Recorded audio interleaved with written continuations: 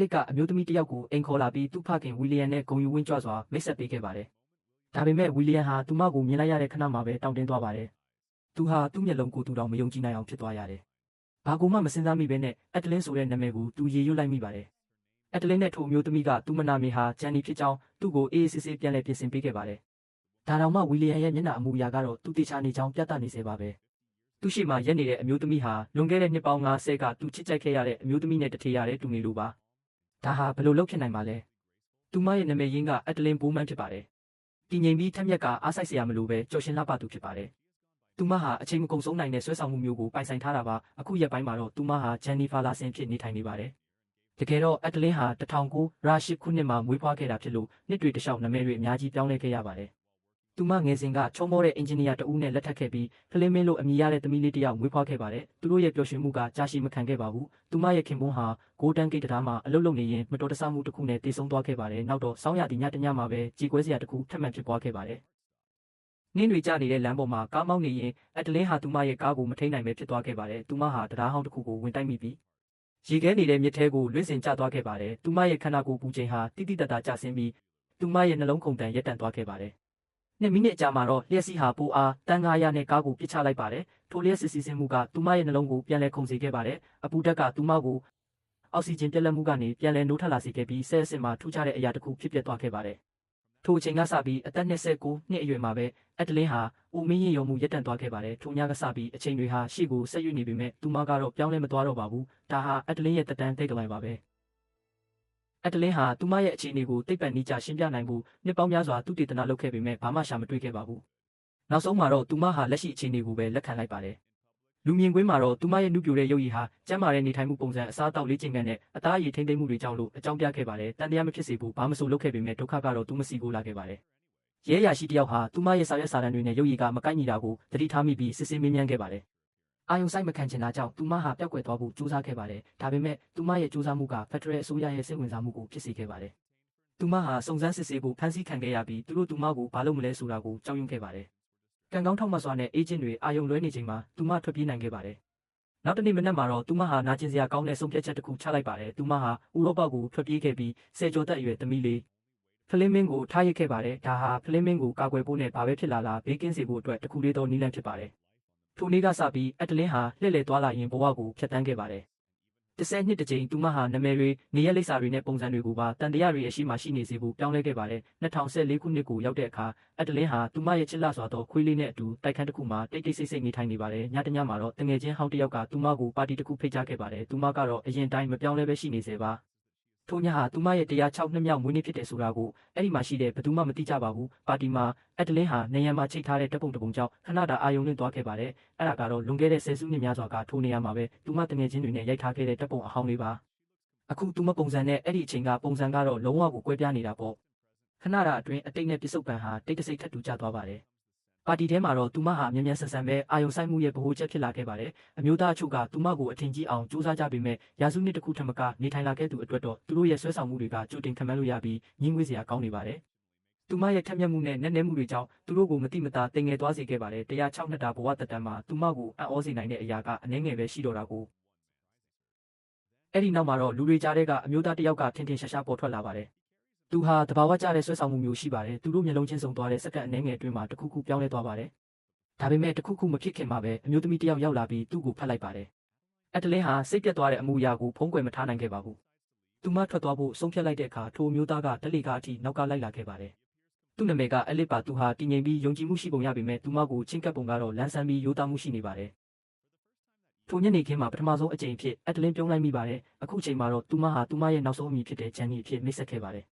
အလစ်ကစောစောကအမျိုးသမီးဟာသူ့ရည်စားမဟုတ်ကြောင်းရှင်းပြဖို့ကြိုးစားပေမဲ့အက်တလင်းကတော့စိတ်ဝင်စားဖို့မရပါဘူး။သူမဟာသူ့ကိုဖုန်းနံပါတ်လိပ်စာဒါမှမဟုတ်တကြော့ပြန်ရှာတွေ့နိုင်မဲ့ဘယ်နည်းလမ်းမှမပေးဘဲထွက်သွားခဲ့ပါတယ်။နောက်တစ်နေ့မှာတော့အက်တလင်းဟာသူမရဲ့သမီးဖလင်းမင်းစီကိုသွားလဲပါတယ်။နှစ်တွေအများကြီးကုန်ဆုံးသွားပြီဖြစ်လို့ဖလင်းမင်းဟာအခုဆိုရင်အသက်ကြီးနေပါပြီပြင်မလူတွေအတွက်တော့သူမရဲ့ကလေးထက်ပိုလူပြိုနေတဲ့မိခင်တယောက်ကိုမြင်ရတာထူးဆန်းနေနိုင်ပေမဲ့သူတို့ကြားကတန်ရောစင်ကတော့စစ်မှန်ပြီးလေးစားမှုတွေနဲ့ပြည့်နှက်နေပါတယ်။ထိုနေ့နောက်ပိုင်းမှာတော့အက်တလင်းအလုပ်လုပ်တဲ့စာကြည့်တိုက်ကိုတစုံတစ်ယောက်ကစာအုပ်များပြား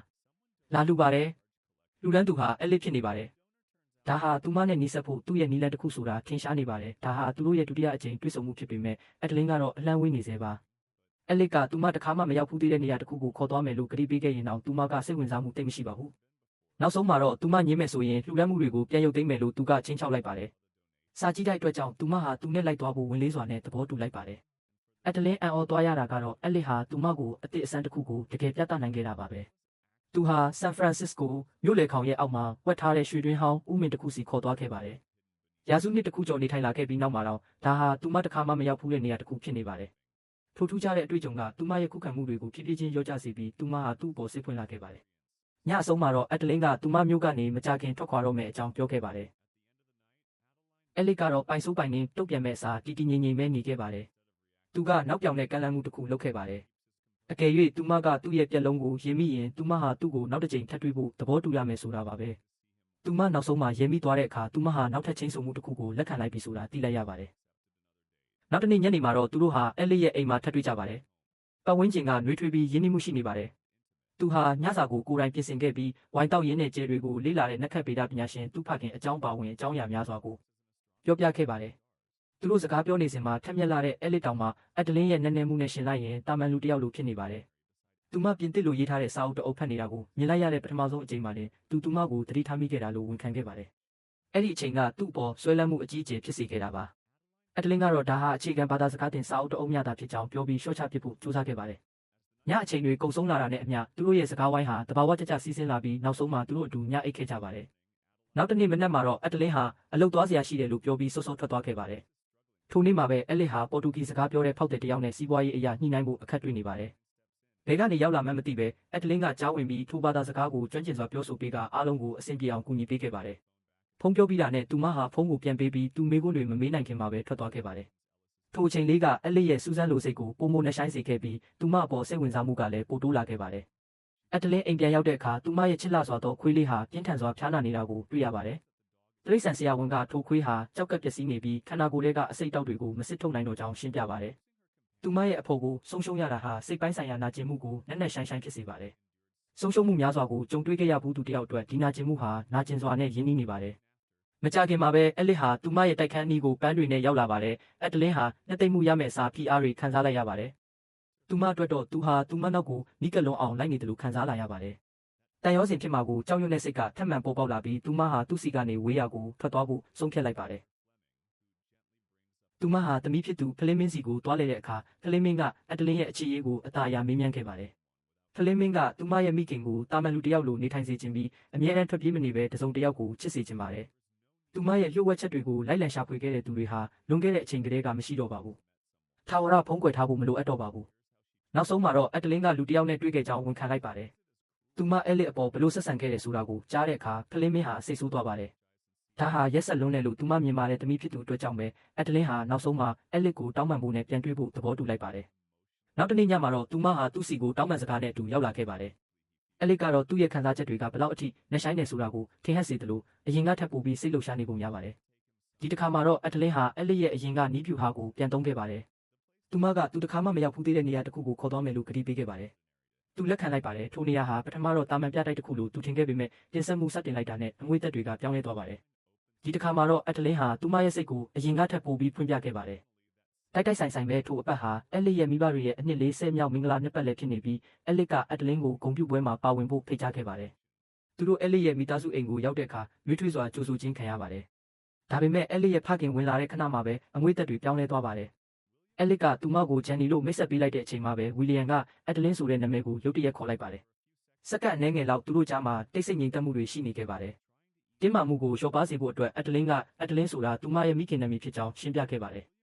ဝီလီယံဟာတိတိတတာကိုစိတ်မသက်မသာဖြစ်သွားပြီးလွန်ခဲ့တဲ့နှစ်ပေါင်းများစွာကထိုနာမည်နဲ့အမျိုးသမီးတစ်ယောက်ကိုသူသိခဲ့ဘူးကြောင်းပြောခဲ့ပါတယ်။ထိုတွေ့ဆုံမှုကသူ့ကိုတိတိတတာတုန်လှုပ်သွားစေခဲ့ပါတယ်။သူ့ရဲ့အမတ်တရားတွေကပြစ္ဆုတ်ပံနဲ့တိုက်မိနေတယ်လို့မျိုးသူဟာစိတ်အေးမရဖြစ်နေပါတယ်။သူဟာအက်တလင်းကိုလန်ဒန်မှာကားဆက်နိုးမရလို့အခက်တွေ့နေချိန်မှာတွေ့ဆုံခဲ့တာကိုပြန်လည်သတိရသွားပါတယ်။အင်ဂျင်နီယာတစ်ယောက်အနေနဲ့သူဟာကားပြင်ပေးခဲ့ပါတယ်။ထိုသေးငယ်တဲ့အခိုက်အတန့်လေးကသူတို့ကြားမှာတစ်ခုခုကိုဖြစ်ပေါ်စေခဲ့ပြီးသူတို့ရဲ့ဇလန်းကအဲ့ဒီကနေစတင်ခဲ့တာဖြစ်ပါတယ်။ နောက်တနေ့မနက်မှာတော့မိသားစုတွေပြန်လည်ဆုံစည်းကြပါတယ်။အဲလစ်ကသူအက်ဒလင်းနဲ့ဘလို့စတင်တွေ့ဆုံခဲ့တယ်ဆိုတဲ့အကြောင်းကိုပြောပြပါတယ်။သူမရဲ့ခင်ပွန်းကအရင်ကထပ်ပိုပြီးစိတ်ဝင်စားရှိနေတာကိုတွေ့ရတဲ့ဝီလီယံရဲ့ဇနီးဟာစူးစမ်းလိုစိတ်ဖြစ်လာပြီးလွန်ခဲ့တဲ့နှစ်ပေါင်းများစွာကသူအက်ဒလင်းဆိုတဲ့အမျိုးသမီးနဲ့ဘလို့တွေ့ခဲ့တယ်လဲဆိုတာကိုမေးခဲ့ပါတယ်။ဝီလီယံရဲ့အဆိုအရသူမဟာသူတာပြောပြတယ်လို့မျိုးပဲထူးခြားပြီးအလွန်အမင်းထက်မြက်သူဖြစ်ပါတယ်။သူမဟာဘာသာစကားလေးမျိုးကိုကျွမ်းကျင်စွာပြောဆိုနိုင်ပါတယ်။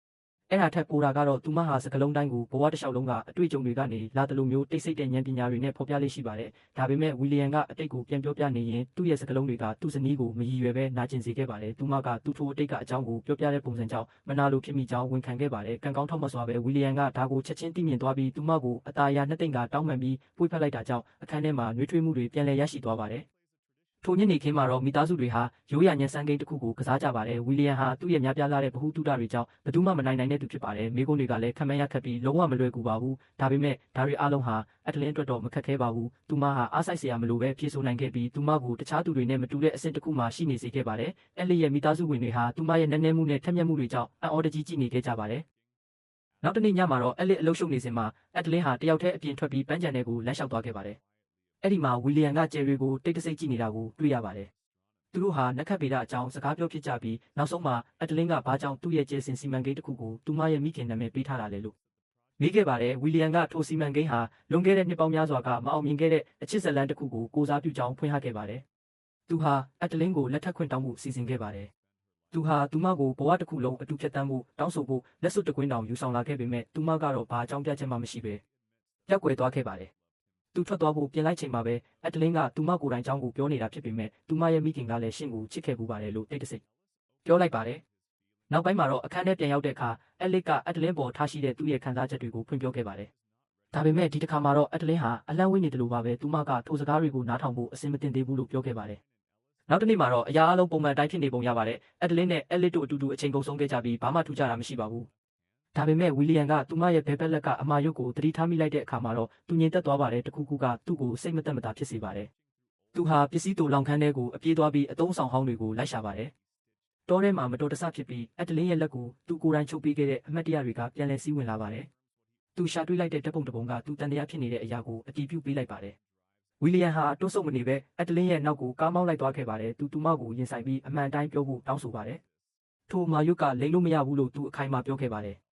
အဲ့ဒါကိုသူကိုယ်တိုင်ချုပ်ပေးခဲ့တာဖြစ်လို့ပါ။အက်ဒလင်းဟာဆက်ပြီးမဟန်ဆောင်နိုင်တော့ပါဘူး။သူမစိတ်တက်ကြပြီးတောင်းပန်လိုက်ပါတယ်။ဘသူကမှပြောပြဖို့သူမတေလောက်အောင်ကြောက်နေခဲ့တာလို့ဝန်ခံလိုက်ပါတယ်။သူမဟာတိတ်ပန်နီးကြစမ်းသက်ခံရမှာကိုကြောက်ပါတယ်။သူမဟာမူမမှန်သူတယောက်ဖြစ်သတ်မှတ်ခံရမှာကိုကြောက်ပါတယ်။တခြားသူတွေနဲ့ကွဲပြားနေခြင်းရဲ့အဆုံးမရှိတဲ့အကျိုးဆက်တွေကိုသူမကြောက်ပါတယ်။သူမရဲ့ကြောက်ရွံ့မှုကိုနားလည်သွားတဲ့ဝီလီယံဟာဒေါသနဲ့တုံ့ပြန်ခြင်းမရှိပါဘူး။အဲ့ဒီအစားထွက်ပြေးနေတာတွေကိုရပ်တန့်ဖို့သူမကိုအตาအရာတိုက်တွန်းခဲ့ပါတယ်။အဲလစ်အတွက်တင်မဟုတ်ပဲသူမကိုယ်တိုင်အတွက်လည်းဖြစ်ပါတယ်။ဒါတော့မှအက်ဒလင်းဟာရင်မဆိုင်နိုင်သေးပါဘူး။သူမနောက်တစ်ချိန်ထပ်ပြီးထွက်ပြေးခဲ့ပါတယ်။ဝီလီယံကသူမနောက်ကိုလိုက်ပြီးဖြောင်းဖျဖို့ကြိုးစားပေမဲ့ဒီတစ်ခါမှာတော့သူမလွတ်သွားခဲ့ပါတယ်။အဲလစ်ရောက်လာတဲ့အခါမှာတော့သူတို့ရဲ့ဆက်ဆံရေးကိုရှေ့ဆက်လို့မရတော့ကြောင်းရေးထားတဲ့အက်ဒလင်းရဲ့စာတစ်စောင်ကိုပဲတွေ့ရပါတယ်။ထိုရုတ်တရက်နှုတ်ဆက်မှုကသူ့ကိုဇဝေဇဝါဖြစ်စေပြီးတုန်လှုပ်သွားစေပါတယ်။သူဟာအဖြေတစ်ခုရဖို့အတွက်သူ့ဖခင်စီကိုချက်ချင်းသွားခဲ့ပါတယ်။ဒါပေမဲ့ဝီလီယံကလည်းအရာအလုံးကိုရှင်းမပြနိုင်ခဲ့ပါဘူး။အဲ့ဒီအစားသူမနောက်ကိုတွန်းဆုတ်မနေပဲလိုက်သွားဖို့အဲလစ်ကိုတိုက်တွန်းခဲ့ပါတယ်။မြို့ပြင်ကိုထွက်ခွာသွားတဲ့လမ်းမှာပဲကြေကွဲစရာဖြစ်ရတစ်ခုဖြစ်ပွားခဲ့ပါတယ်။အက်ဒလင်းရဲ့ကားဟာကုန်ကားတစ်စီးနဲ့တိုက်မိပြီးလမ်းဘေးကိုလွင့်စင်သွားခဲ့ပါတယ်။ထိုညမှာနှင်းတွေကျနေပြီးခဲနေတဲ့အပူချိန်ကအရာအလုံးကိုပိုဆိုးစေပါတယ်။သူမဟာပြင်းထန်တဲ့အေးဒဏ်ကိုခံစားခဲ့ရပါတယ်။သူမရဲ့တွေးလက်ပတ်မှုကတိတိတတ်တာကျဆင်းသွားပြီးသူမကိုယ်တိုင်မသိလိုက်ပဲစိုးရိမ်ရတဲ့အခြေအနေကိုရောက်သွားခဲ့ပါတယ်။နာရီပေါင်းများစွာကြာပြီးတဲ့နောက်မှာတော့အဲလစ်ကသူမကိုနောက်ဆုံးမှရှာတွေ့ခဲ့ပါတယ်။အဲ့ဒီအချိန်မှာတော့သူမရဲ့နှလုံးကရက်တန့်သွားခဲ့ပါပြီ။ည8 နာရီမှာအက်ဒလင်းဘိုးမန်းဟာအသက်109နှစ်အရွယ်မှာတရားဝင်တည်ဆုံသွားပြီလို့ကြေညာခဲ့ပါတယ်။2 နာရီကြာမှာတော့ဆေးအဖွဲ့က950ပိုအားရှိတဲ့နှလုံးခုန်စက်ကိုအသုံးပြုပြီးနောက်ဆုံးအကြိမ်စူးစမ်းခဲ့ပါတယ်။အခြေအနေအားလုံးကိုကျော်လွှားပြီးသူမရဲ့နှလုံးဟာပြန်လည်ခုန်လာခဲ့ပါတယ်။သူမကိုဆေးရုံကိုအမြန်ပို့ဆောင်ခဲ့ပြီးနောက်ဆုံးမှာတော့သူမသတိပြန်ရလာခဲ့ပါတယ်။အားနဲ့နေပေမဲ့အသက်ရှင်နေသေးပါ။အဲလစ်ကသူမထွက်ပြေးသွားတာဟာလွန်ခဲ့တဲ့ညကသူဝန်ခံခဲ့တဲ့စကားတွေကြောင့်လို့ထင်ခဲ့ပေမဲ့အက်ဒလင်းကတော့အဲ့ဒါကြောင့်မဟုတ်ကြောင်းပြောပြခဲ့ပါတယ်။ဒီတစ်ခါမှာတော့သူမဟာသူနဲ့ထပ်တူခံစားရကြောင်းဝန်ခံခဲ့ပြီးနောက်ဆုံးမှာတော့ဆယ်စုနှစ်များစွာသူမဖုံးကွယ်ထားခဲ့တဲ့အမှန်တရားကိုဖွင့်ပြောလိုက်ပါတယ်။မကြခင်မှာပဲဖလိမင်းရောက်လာပါတယ်။ပထမတော့သူမဟာအဲလစ်ရဲ့ရှေ့မှာအက်ဒလင်းရဲ့အဖွားဖြစ်ဟန်ဆောင်ပြီးနောက်ပြောင်ခဲ့ပါတယ်။ဒါပေမဲ့အဲလစ်ကအရာအလုံးကိုတီးပြီးသားဖြစ်တယ်ဆိုတာသူမသိလိုက်ရတဲ့အခါထိုအခိုက်အတန့်ဟာအလွန်ပဲစိတ်လှုပ်ရှားစရာကောင်းသွားပါတယ်။သူမကသူ့ကိုပွေ့ဖက်လိုက်ပြီးသူတို့ရဲ့ထူးခြားလာတဲ့အဖြစ်မှန်တွေကိုသူ့ကိုလက်ခံလိုက်ပါတယ်။တစ်နှစ်အကြာမှာတော့ဘဝတွေပြောင်းလဲသွားပါတယ် အက်တလင်းဟာအခုဆိုရင်ဖလင်းမင်းနဲ့ခွေးတစ်လေးတစ်ကောင်နဲ့အတူအေးအေးချမ်းချမ်းနေထိုင်နေပါတယ်။ညတညမှာသူတို့ပါတီတစ်ခုကိုအတူတူသွားဖို့ပြင်ဆင်နေစဉ်မှာအက်တလင်းဟာအိပ်ယူဖို့သူမရဲ့အခန်းထဲကိုပြန်ဝင်သွားပါတယ်။သူမမှန်တဲ့ရတစ်ခုကိုဖြတ်သွားတဲ့အခါတစ်ခုခုကသူမရဲ့အာယုံကိုဖန်ဆားလိုက်ပါတယ်။ရာစုနှစ်တစ်ခုနီးပါးအတွင်းပထမဆုံးအကြိမ်ဖြစ်သပင်ဖြူတစ်ပင်ကိုသူမသတိထားမိလိုက်ပါတယ်။ဒါဟာသူမဘယ်တော့မှမမျှော်လင့်ထားခဲ့တဲ့လက္ခဏာတစ်ခုပါ။သူမဟာပြန်လဲဦးမင်းရော်လာပါပြီ။သူမဟာနောက်ဆုံးမှာလူသားတစ်ယောက်ပြန်ဖြစ်သွားပါပြီ။ထိုညမှာပဲဝီလီယံနှစ်ပေါင်းများစွာစောင့်မျှော်ခဲ့တဲ့ကျေတကွန်ဟာသူအရင်ကခံမှန်းခဲ့တဲ့အတိုင်းစီစဉ်ထားတာထက်နှစ်ပေါင်း90နောက်ကျနေပေမဲ့အတိအကျပေါ်ထွက်လာခဲ့ပါတယ်။အရာအလုံးဟာကြပြဆန်ဆန်ပဲနေရာတကျဖြစ်သွားခဲ့ပါတယ်။အဲ့ဒီလိုနဲ့ပဲဇလန်းကအဆုံးသတ်သွားပါတယ်။ဒါကြောင့်ဒီဇလန်းရဲ့သင်ခန်းစာကတော့အကယ်၍သင်ဟာအသက်29နှစ်မှာအိုမင်းရင်ရုံမှုရပ်တန့်သွားခဲ့ရင်တင့်ချစ်သူရဲ့ဖခင်ကတင့်ကိုဒုတိယအကြိမ်မြောက်လက်ထပ်ခွင့်ထပ်မတောင်းခင်နဲ့ပါကတိတ်ပံ project တစ်ခုနဲ့ရောက်မလာခင်မှာပဲတင့်ချစ်သူကိုအမှန်အတိုင်းပြောပြလိုက်ပါဆိုတာပါပဲ။